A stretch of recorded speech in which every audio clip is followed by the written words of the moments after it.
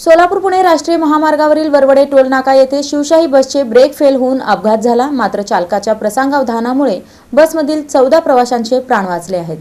सोलापूर पुणे राष्ट्रीय महामार्गावरील वरवडे टोल नाका येथे मंगळवारी सायंकाळी शिवशाही बसचे ब्रेक फेल झाल्याने अपघात झाला। मात्र चालकाच्या प्रसंगावधानामुळे 14 प्रवाशांचे प्राण वाचले असून या दुर्घटनेत कोणतीही जीवितहानी झाली नाही। माहितीनुसार MS06BW3522 क्रमांकाची शिवशाही बस सोलापूरहून पुण्याकडे जात असताना सायंकाळी सुमारे 7 वाजता ब्रेक निकामी झाले। चालक शिवशरण भोगेश्वर म्हेत्रे वय 56 राहणार अक्कलकोट यांनी प्रसंगावधान राखत बस टोल नाक्याजवळील मोकळ्या जागेकडे वळवली। यावेळी बसने महावितरणाच्या एका विजेच्या खांबाला जोरदार धडक दिली। धडकेमुळे खांब उन्मळून पडला आणि विजेच्या तारा बसवर पडल्या। घटनेची माहिती मिळताच वरवडे टोल नाक्यावरील डॉक्टर महेंद्र ताकतोडे, रुग्णवाहिका चालक बंडू गायकवाड तसेच गस्ती पथकातील विजय साळुंके, अभिजित गुजरे आणि नवनाथ मोरे यांनी तातडीने घटनास्थळी धाव घेत बसमधील सर्व 14 प्रवाशांना सुखरूप बाहेर काढले। त्यानंतर प्रवाशांची दुसऱ्या एसटी बसमधून पुढील प्रवासाची व्यवस्था करण्यात आली।